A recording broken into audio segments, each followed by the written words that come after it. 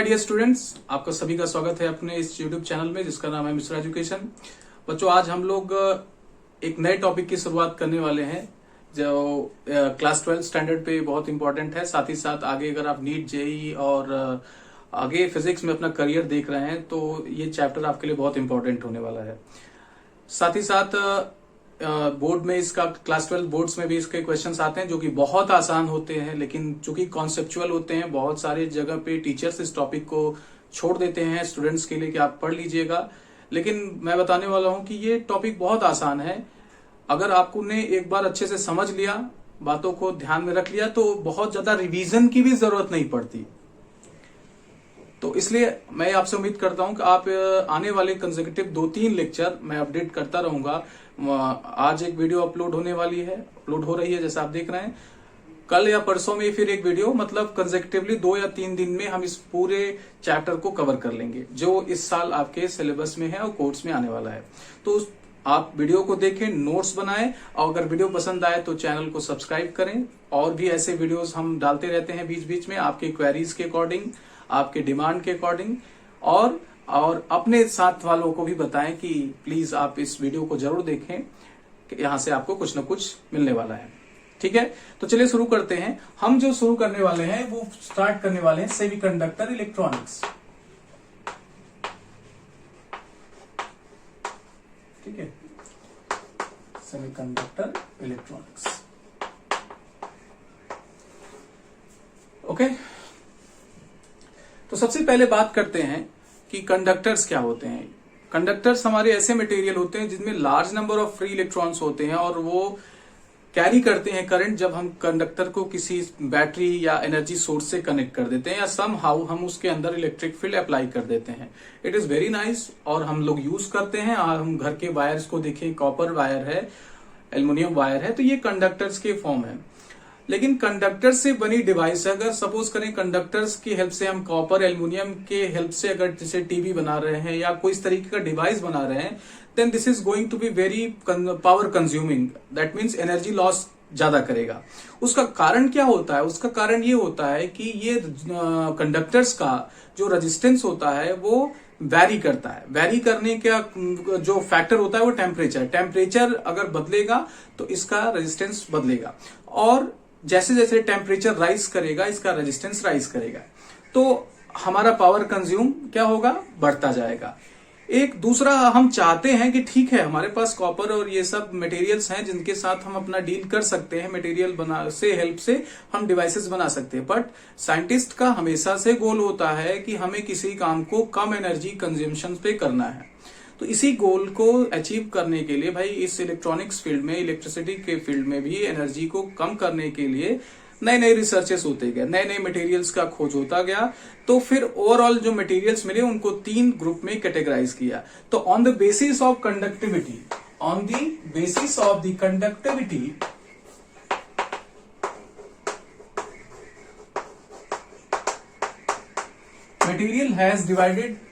materials are divided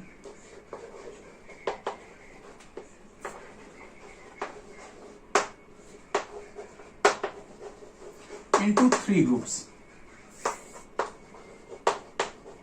2 group से आप बहुत अच्छे से फैमिलियर हैं। First one is conductor, second one is insulator, and जो हमें इस चैप्टर में पढ़ना है वो है सेमीकंडक्टर। तो ये 3 ग्रुप्स आप मटेरियल्स के देखेंगे। ये किस बेसिस पे डिवीजन है? सॉलिड्स, स्पेशली सॉलिड्स का, वो कंडक्टिविटी बेस्ड पे, कंडक्टर, इंसुलेटर एंड सेमीकंडक्टर। अब बात करते हैं कंडक्टर के बारे में। बेटा, कंडक्टर हमारा ऐसा मटेरियल होता है जिसमें large number of free electrons होते हैं। साथ ही साथ जब हम इसे किसी इलेक्ट्रिक सोर्स से या इलेक्ट्रिक एनर्जी सोर्स से कनेक्ट करते हैं तो ये इलेक्ट्रॉन फ्रीली मूव करते हैं और करंट को कैरी करते हैं। ठीक है, लेकिन जो सबसे मेन बात यह है कि इसका टेम्परेचर बढ़ाने पर रेजिस्टेंस बढ़ता है। ये ध्यान देने वाली बात है। तो कंडक्टर को आप लोग नोट कर लीजिएगा कॉपी में।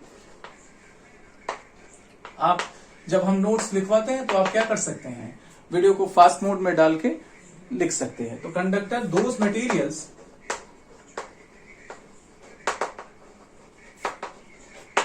which have large number of free electron.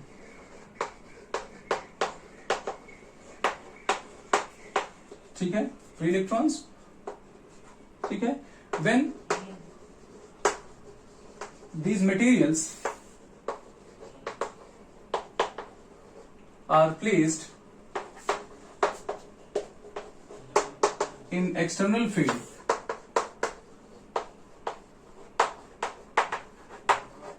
they carry some current. ठीक है, तो ये मटेरियल्स का प्रॉपर्टी है। यहां ध्यान देने वाली बात है, नोट करके, कि आपका जो रेजिस्टेंस का आपने इक्वेशन पढ़ा होगा 1 प्लस एल्फा डेल्टा टी करके, ये क्या था? ये इक्वेशन था जो ये बताता कि टेम्परेचर बदलने पर रेजिस्टेंस किस तरीके से चेंज होगा। तो आप देख सकते हैं यहां पे टेम्परेचर राइज होगा तो रेजिस्टेंस इंक्रीज करेगा। इसे आपने इलेक्ट्रिसिटी के पोर्शन में पढ़ा होगा जब आपने इलेक्ट्रिक करंट का चैप्टर पढ़ा होगा। तो आर नॉट क्या है? Resistance at 0 kelvin, resistance at कह सकते हो कि एब्सोल्यूट 0। ठीक है, तो अब आप क्या करेंगे, जैसे जैसे टेम्परेचर बढ़ाएंगे रेजिस्टेंस इंक्रीज होगा। यहाँ अल्फा क्या है? Temperature coefficient of resistance. तो इसका जो अल्फा होता है टेम्परेचर कोफिशिएंट ऑफ रेजिस्टेंस, ध्यान से देखेंगे इसको क्या लिखेंगे? Temperature coefficient of resistance. ये पॉजिटिव होता है। पॉजिटिव होने का मतलब ये होता है कि जैसे जैसे हम कंडक्टर का टेम्परेचर बढ़ाते हैं तो हम ये देखते हैं कि इसका रेजिस्टेंस राइज करता है। जैसे जैसे इसका टेम्परेचर बढ़ाते हैं रेजिस्टेंस राइज करता है। बहुत आसानी से बात समझ में आ रही है।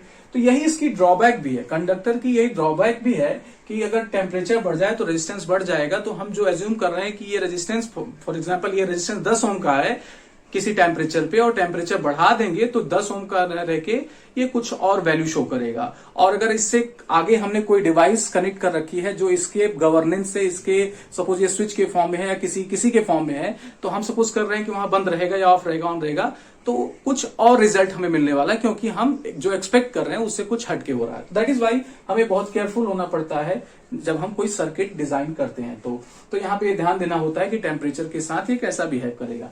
तो कंडक्टर्स ये हो गए बच्चों। एग्जाम्पल क्या है? कॉपर है, एल्युमिनियम है, जितने भी आपके क्या है पॉजिटिव आयन शो करने वाले मटेरियल सॉलिड्स हैं, वो सब कंडक्टर्स हैं सॉलिड्स में।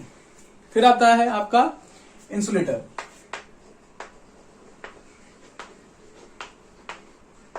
इंसुलेटर्स मैं लिखाने वाला नहीं, बस आपको डेडिकेट कर देता हूं, समझ जाइए। इंसुलेटर ऐसे मटेरियल्स होते हैं जिनमें फ्री इलेक्ट्रॉन्स नहीं होते, they don't have free electrons. और अगर हम क्या करें, इसमें करंट देने की इलेक्ट्रिक फील्ड अप्लाई करें, किसी बैटरी से कनेक्ट करें, then we are going to see that किसी भी प्रकार का, किसी भी टाइप का करंट फ्लो नहीं होने वाला, because there is no free electrons in the insulators. तो इंसुलेटर आपके क्या होते हैं? आपके ऐसे मटेरियल्स होते हैं जिससे फ्री इलेक्ट्रॉन नहीं होता और ये करंट को कैरी नहीं करते। फॉर एग्जांपल ड्राई वुड है, सूखी लकड़ी, गीली लकड़ी नहीं, सूखी लकड़ी, rubber, plastic, these are the examples of insulator. आप इसे समझ सकते हैं, ठीक है, तो नोट कर लेंगे। नेक्स्ट आपका सेमीकंडक्टर। सेमीकंडक्टर बच्चों, ये इसका नाम से ही पता लग रहा है कि ये सेमी मतलब जो कहते हैं कि हम कहते हैं कि ये है ना हाफ, जिसका नेचर दिखे तो सेमी।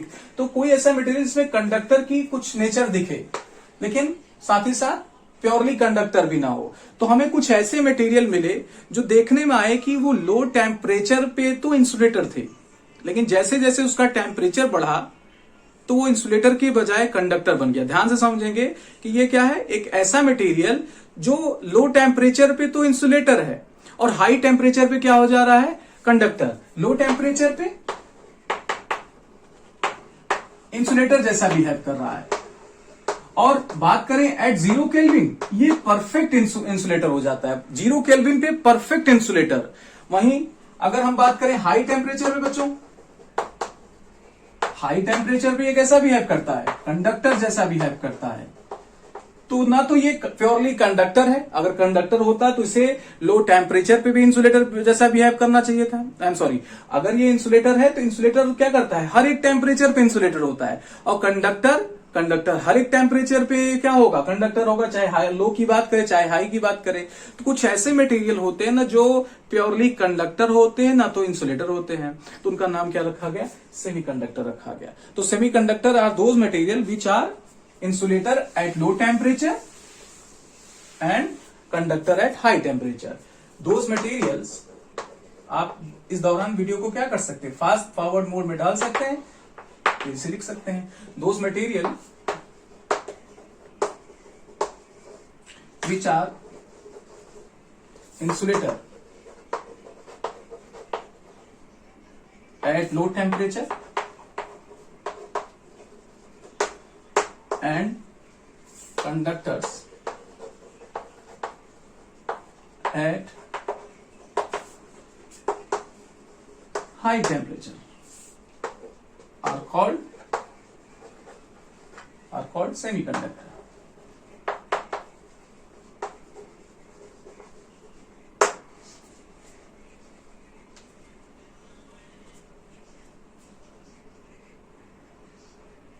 ठीक है। तो कुछ वो होता ना कि कुछ ऐसी लड़कियां होती जो घर पे रहेंगी तो पापा हैं कॉल रिसीव नहीं करेंगे, तो क्या होते हैं जब घर पे होते हैं तो वैसा भी है, इंसुलेटर जैसा बिहेव करते हैं, जैसे ही बाहर आते हैं तो उनका अलग नेचर देखने को मिलता है, तो बाहर आके वो क्या हो जाते हैं, कंडक्टर जैसा बिहेव करने लगते हैं, स्मूथ भी है। लेकिन जब घर पे जाएंगे तो पापा है मम्मी है कॉल नहीं रिसीव कर सकते, तो ऐसे करके लड़के को बेवकूफ बनाया जाता है। हजारों साल से ये प्रथा चलती आ रही है, आगे भी चलती रहेगी। खैर, तो आप उसको इससे रिलेट कर सकते हैं। खैर, दिमाग ज्यादा दौड़ाए नहीं, सिर्फ पॉइंट पे जाएं। ठीक है, those material which are insulator at low temperature and conductors at high temperature are called semiconductor. ठीक है, इसके एग्जांपल्स क्या हैं? इसके एग्जांपल हैं सिलिकॉन एंड जर्मेनियम।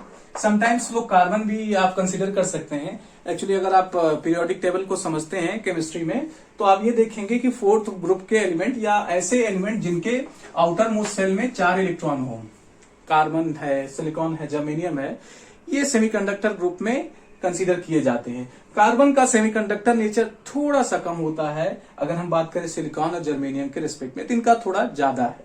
ठीक है, तो मेनली ये दो मटेरियल्स हमें देखने को मिलते हैं। सिलिकॉन का आप याद रखें ऑलवेज, सिलिकॉन और जर्मेनियम का एटॉमिक नंबर बहुत बार हमें कंफ्यूज करता है, तो ये 14 है और ये 32 है। ठीक है, याद रखेंगे, नोट करके लिख लेंगे।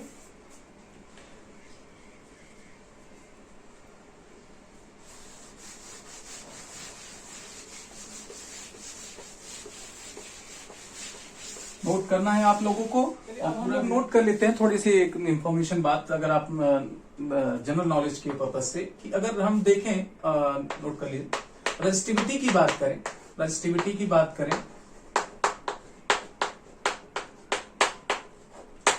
तो अगर हम रेजिस्टिविटी ऑफ कंडक्टर, यहाँ सी मतलब कंडक्टर, रो सी, तो ये ऑर्डर की बात है, नोट कर लीजिएगा, आपको काम देगा। ये होता है कंडक्टर्स में जनरली 10 टू द पावर -8 ओम पर मीटर का, -8 ओम पर मीटर का। वही अगर हम बात करें इन सेमीकंडक्टर इंसुलेटर का, तो ये होता है 10 टू द पावर 10 ओम पर मीटर। यानी अगर इसमें बात करें कि इसमें अगर आप 1 मीटर का क्रॉस सेक्शन, 1 मीटर का लेंथ का कंडक्टर लें जिसका area of cross section 1 metre पर स्क्वायर हो, तो जनरली देखने में आता है कि कंडक्टर की रेजिस्टिविटी कहां लाई करती है, 10 टू द पावर -8 के ऑर्डर में। वही अगर इंसुलेटर में बात करें तो देख सकते हैं कि 10 टू द पावर 10 बहुत बड़ी रेजिस्टेंस है बच्चों। ये छोटी मोटी रेजिस्टेंस नहीं है, बहुत हाई रेजिस्टेंस है। ठीक है, इसके बाद आता है आपका सेमीकंडक्टर। इसका होता है, ये लो टेम्परेचर पे बात की जा रही है, 1 ओम पर मीटर।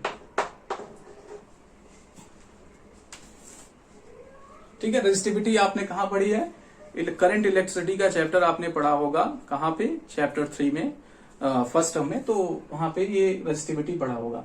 तो ये नोट कर लीजिए, आपको याद रहेगा। तो आपको जीके के पर्पज से कभी कभी क्वेश्चंस बना देते हैं, यहाँ पे नहीं, नीट जेई या इन सब में बन सकता है इससे रिलेटेड क्वेश्चन।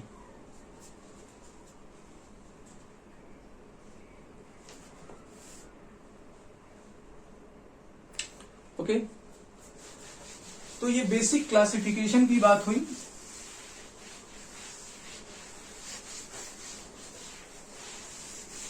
अब क्लासिफिकेशन के क्या होता है, मटेरियल्स की जो क्लासिफिकेशन हुई वो 2 तरीके से की जाती है।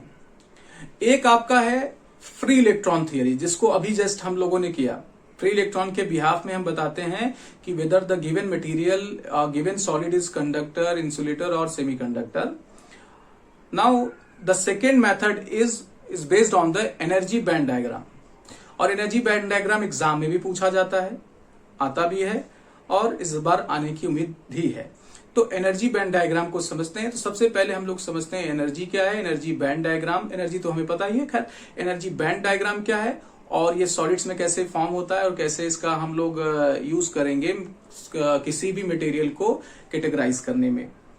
ठीक है, तो सबसे पहले बात करते हैं किसी, अगर आप देखें आइसोलेट एटम्स की बात करें, जैसे आपने मान लीजिए सोडियम लिया। सोडियम आप जानते हैं 11 इसका एटॉमिक नंबर है, इलेक्ट्रॉनिक कन्फिगरेशन 2-8 है। यानी हम क्या देखते हैं कि सोडियम के कोर में 11 प्रोटॉन और इसके पहले सेल में 2 इलेक्ट्रॉन, दूसरे सेल में 8 इलेक्ट्रॉन और आउटर मोस्ट में 1 इलेक्ट्रॉन होता है। ठीक है, तो अगर हम बात करें इलेक्ट्रॉन की एनर्जी के बारे में, तो यहाँ के इलेक्ट्रॉन की एनर्जी क्या होगी, अगर माइनस में अगर माइनस को नेग्लेक्ट करेंगे तो ये ज्यादा फोर्स के साथ बना, थोड़ी इसकी एनर्जी क्या होगी, ज्यादा होगी, लेकिन माइनस में होगी। तो हम क्या समझेंगे, कम है। समझिए पहले बात को कि जैसे -2 -1 है, तो यहाँ पे अगर इसका एनर्जी सपोज कर लेते हैं कि -2 जूल है, -2 इलेक्ट्रॉन वोल्ट है, एक एग्जांपल, तो ये क्या है, by value it is greater, but अगर हम साइन को लेके चलेंगे तो कहेंगे कि इसकी एनर्जी कम है, इसकी एनर्जी ज्यादा है, मतलब इसकी एनर्जी कम है, इसका ज्यादा है, इसका ज्यादा है। बट अगर वैल्यूज में बात करेंगे तो हम देखेंगे कि ये ज्यादा अट्रैक्टेड है, तो ये ज्यादा, अगर हमें इस 2 इलेक्ट्रॉन को यहां से निकालना हो तो हमें ज्यादा एनर्जी की जरूरत पड़ेगी। फिलहाल हम बात करेंगे नेगेटिव साइन को कंसीडर करते हुए, तो हम क्या बोलेंगे कि इन इलेक्ट्रॉन्स की एनर्जी कम है, इनकी ज्यादा है, इनकी ज्यादा है। तो अगर हम एनर्जी का कंपैरिजन करें और दिखाना चाहें डायग्राम के थ्रू कि भाई ये एनर्जी इस लेवल पे है, इस एनर्जी इसकी, मतलब इस वाले इलेक्ट्रॉन की ये लेवल है, दूसरे वाले की यहाँ पे, तो हमें क्या मिलेगा, हमें एनर्जी लाइंस मिलेंगी कि नहीं।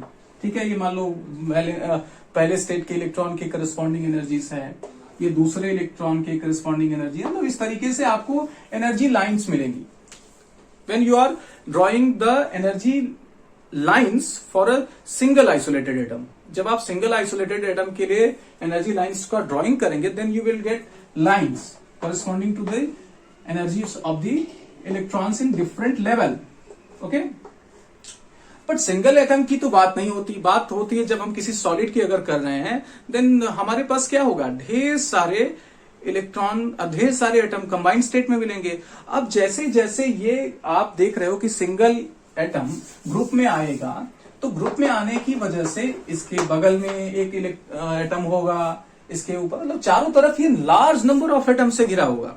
अगर किसी एक इलेक्ट्रॉन की बात कर रहे हो तो जैसे जैसे इलेक्ट्रॉन के या जैसे जैसे एटम पास में आते जाएंगे तो उनके बीच का जो इंटरेक्शन है वो बढ़ता जाएगा। जैसे अब ये इलेक्ट्रॉन इसके आसपास के जो एटम है, फॉर एग्जांपल यही एटम है, इस एटम के न्यूक्लियस से अफेक्टेड होगा, इसके इलेक्ट्रॉन से अफेक्टेड होगा, तो इसकी एनर्जी में क्या आने लगेगा, चेंजेस आने लगेगा कि नहीं। तो जो आपने एक सिंगल लाइन देखा था कि किसी इलेक्ट्रॉन के एनर्जी लेवल के कारण वो इलेक्ट्रॉन की एनर्जी क्या होने लगेगी, थोड़ी सी या तो पॉजिटिव होगी, फिर थोड़ी सी नेगेटिव। किसी के लिए जैसे आप इलेक्ट्रॉन की बात करें तो दोनों की एनर्जी क्या है, माइनस माइनस फॉर्मूले, जब फॉर्मूला रखेंगे U is equal to 1/4πε0 Q1 Q2 by R, तो ये क्या मिलेगा, दोनों पॉजिटिव वैल्यू, माइनस माइनस का मल्टीप्लाई होकर पॉजिटिव आ जाएगा, तो एनर्जी क्या हो जाएगी, थोड़ी पॉजिटिव हो जाएगी। वहीं अगर हम बात करें न्यूक्लियस से, तो एक प्रोटॉन और एक इलेक्ट्रॉन के बीच में एनर्जी निकालेंगे तो माइनस में आएगी। तो जो एनर्जी लेवल आपको ये मिला था उसी से थोड़ी सी